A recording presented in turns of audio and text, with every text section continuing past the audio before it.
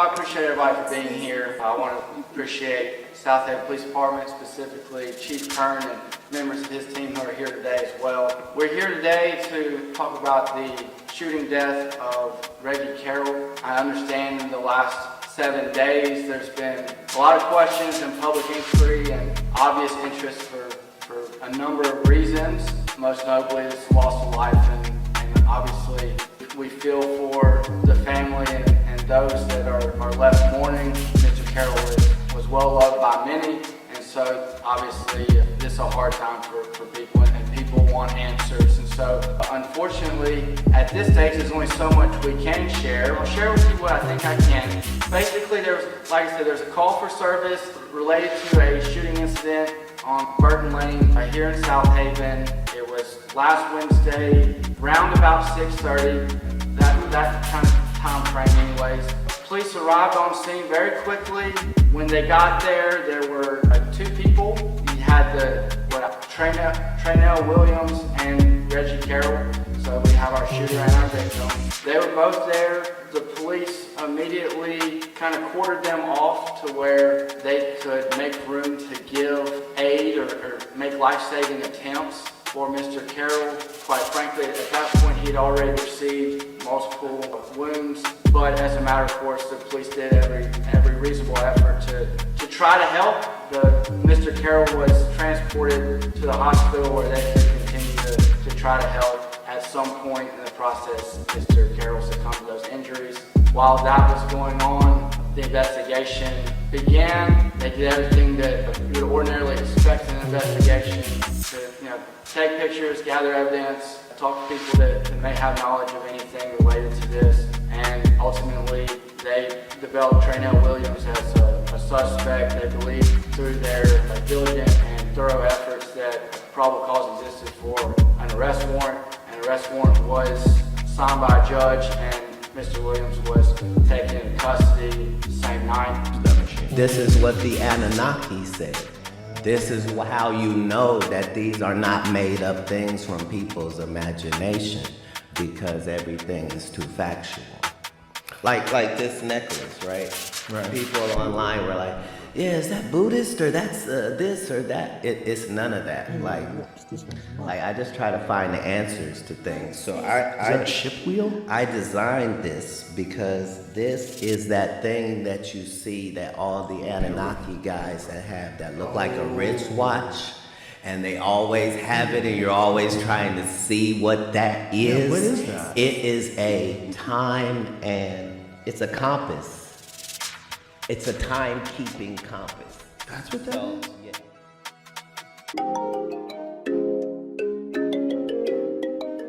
Jimmy on the beat, boy. Let's get high, yeah, you know I'm about to roll. Let's get please, yeah, you know I gotta pull. Let's live life, live once, I'm about to turn up. Get fly, oh for sure, it's about to go up. Let's get high, yeah, you know I'm about to roll. Let's get please, yeah, you know I gotta pull. Let's live life, live once, I'm about to turn up. Get fly, oh for sure, it's about to go up. Roll my blunt and pass my lighter. Get lit, pop shit, get higher. I'm the hottest, call me fire. Rock out, jump up, live my life up.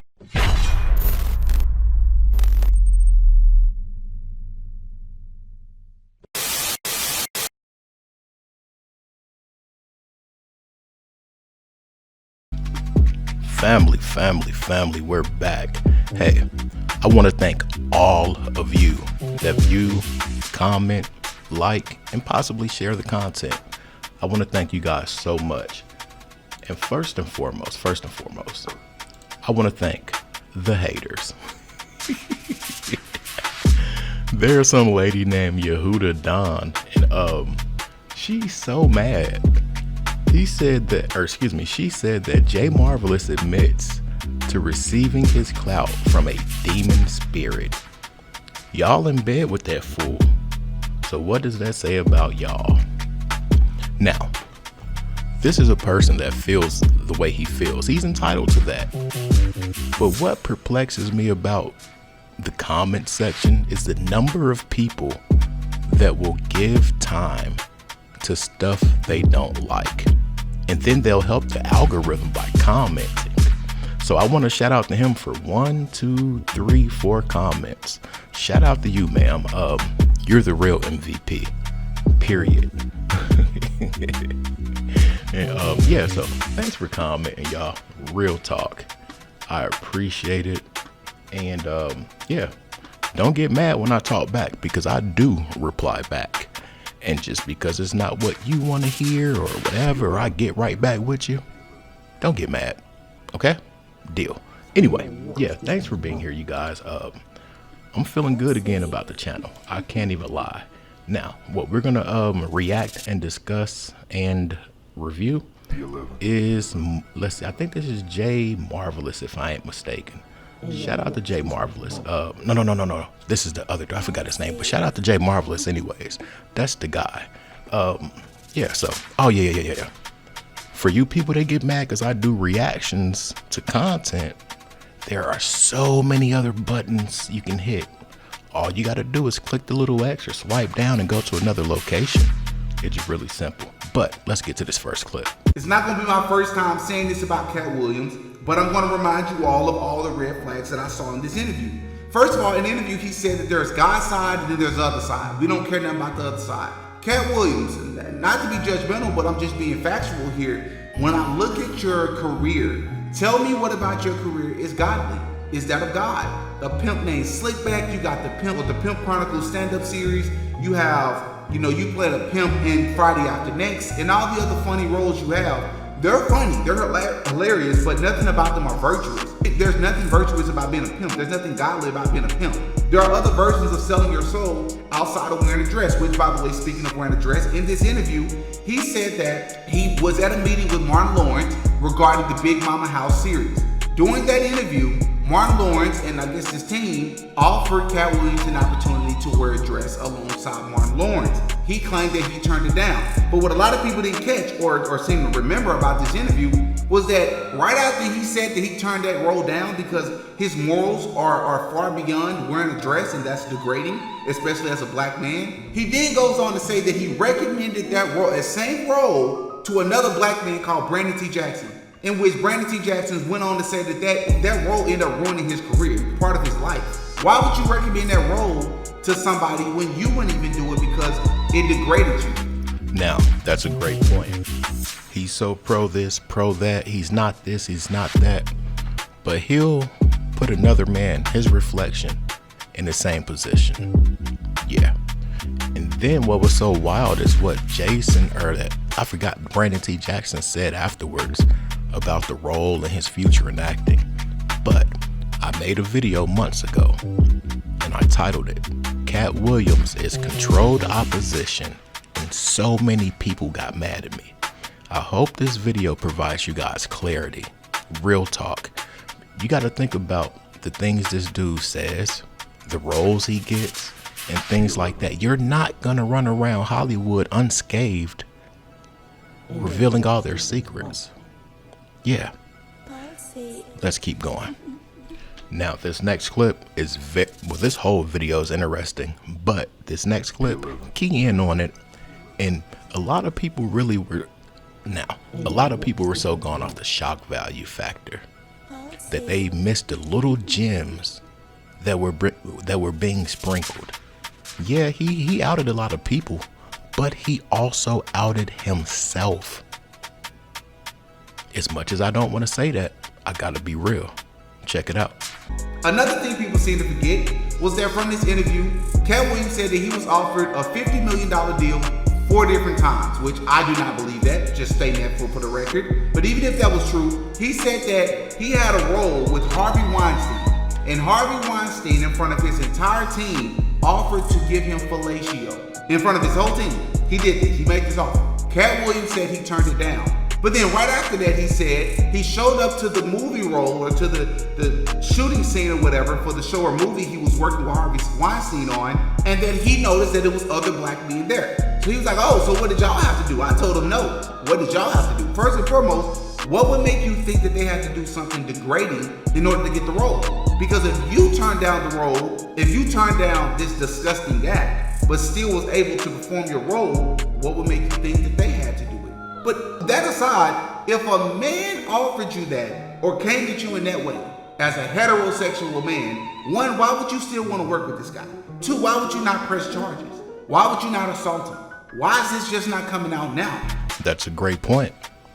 If that man did that to you, allegedly, why do you want to be a part of his production still? Let's start there. Now, maybe Katt was the only one tried because he's little and probably fun size to a lot of these bigger dudes. Pause, heavy on the pause. But that is an interesting point. The same way he claims he said no, why couldn't the other dudes have said no also? I'll wait. Anyway, let's get to this next clip. Another thing, he said him and Ludacris showed up to a meeting that was something like an Illuminati meeting. This is what he said, that it's something like an Illuminati meeting. And one of them was offered X amount of millions of dollars, I forget the number, if they agreed to cut their hair off. One of them accepted that, one of them turned it down. He said Ludacris accepted it because Ludacris cut his long hair, and now Ludacris is in the Fast and Furious series. What were you doing at a meeting that's like an Illuminati meeting, Katt Williams? I thought you were supposed to be different, bro. Katt Williams was also ranting and raving and bragging on Dave Chappelle, despite the fact and failing to mention that Dave Chappelle wore a dress as well, multiple times, just like Kevin Hart did. I think personally, everything I say in this video is alleged. I personally believe that what Katt Williams said about Kevin Hart is true. But I also believe he was disingenuous, but by not also mentioning the fact that Dave Chappelle wore a dress. I'm just saying, man, Katt Williams in this interview says that the biggest role of a celebrity who sold their soul is to act like they didn't sell their soul. When I pointed that out in my Katt Williams' Controlled Opposition video, people got so mad at me. So mad. But this is the thing. The job of a person that's in that group is to kind of prove that they're not in that group. And that's all this dude did for hours. Hours, y'all. Hours. It was like so many of his statements were so contradictory that it's just like, bro, are you okay? Are you cool? Now, I like Diddy got a podcast also. Him, Jay Marvelous, and Black Balloons. And truth is, top 4. But listen to how dude breaks down his chain situation. And it's making a lot of sense. It makes so much sense. Especially when you see through the game and you really know. Katt Williams is controlled opposition.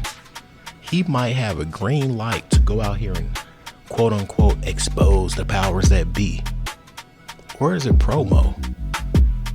Because what happened is, after this interview, he made a lot of people relevant. And I think a lot of these things were in the name of comedy. Period. I don't care how you feel, that's how I feel. Now let me have it in the comments, that's fine, but let's get to the clip. The first thing we should talk about is the chain that Katt Williams was wearing. This is a common thing you will notice in Hollywood. Whenever somebody is supposed to be exposing something, or maybe they're upset and they're going at another person, a lot of it is marketing and a lot of it is telling on themselves right there in their face. Not only the things that I just listed that Katt Williams said himself in the interview that I think gave him away as being a part of the same agenda that he claims to be against, but look at the chain that he's wearing. Folk woke. Up until this point, I had never seen him wear this chain. Why wasn't this interview one of the first major interviews he wears this chain to?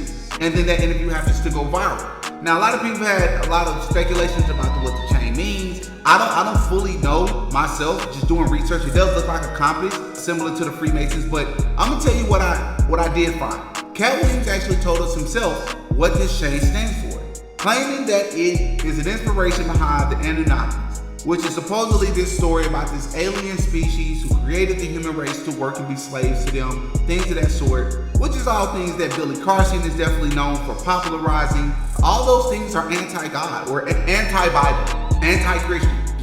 This is what the Anunnaki said. This is how you know that these are not made up things from people's imagination, because everything is too factual.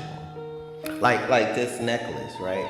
Right. People online were like, yeah, is that Buddhist or that's this or that? It's none of that. Like I just try to find the answers to things. So Is that a ship wheel? I designed this because this is that thing that you see that all the Anunnaki guys that look like a wristwatch, and they always have it, and you're always trying to see what that is. Yeah, what is that? It is a time, and it's a compass.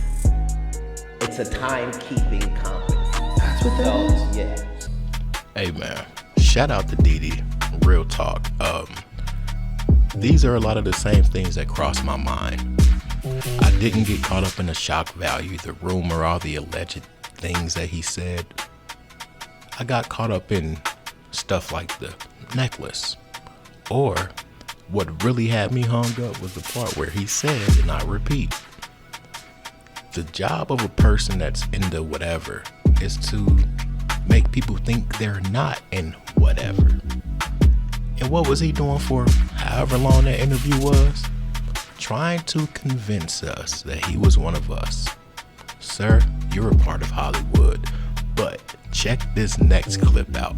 It knocks everything out the park. And shout out to Didi. He does great work. Let's go. So why would you be wearing a chain like this?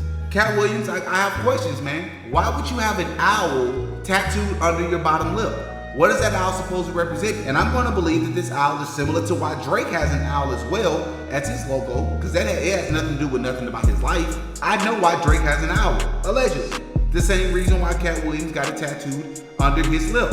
As we talked about the Bohemian Grove, we talked about the false god Moloch, and how people, how they, perform these mock rituals and these mock sacrifices at the Bohemian Grove, allegedly, which is very similar to what Young Thug is currently doing. I'm going to talk about him in my next video, because Young Thug is currently trying to flip the narrative while also telling on himself in real time with the chain that he's wearing, as he is currently being exposed. But that's for another video.